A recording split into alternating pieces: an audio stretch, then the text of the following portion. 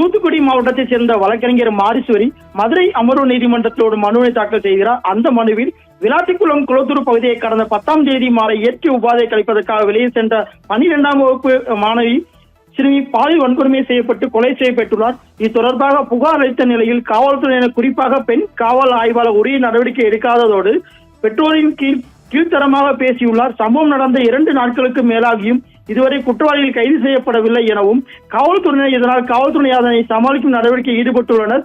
இந்நிலையில் அவர்கள் வழக்கை விசாரித்தால் விசாரணை சரியாக பாதையில் செல்லாது எனவும் ஆகவே பாதிக்கப்பட்ட குடும்பத்திற்கு 50 லட்சம் ரூபாய் இழப்பீடு வழங்கவும் வழக்கை சிபிஐக்கு மாற்றி சிறப்பு விசாரணை குழுவை அமைத்து நீதிமன்றம் கண்காணிப்பின் கீழ் விசாரணை நடத்தவும் அரசு உரிய இழப்பீடு வழங்கும் உத்தரவிட வேண்டும் என்ற மனுவில் குறிப்பிட்டிருந்தார் ராதிகா. இந்த வழக்கு நீதிபதிகள் சதீஷ்குமார் ஜோதிராமன் அமர்வு முன்பாக விசாரணைக்கு வந்தது. அரசு தரப்பில் இடைக்கால நிவாரணமாக 5 லட்சம் ரூபாய் வழங்கப்பட்டுள்ளது என்றும் 2 வாரத்தில் குற்றப்பத்திரிகை தாக்கல் செய்யப்பட்டு விட்டது.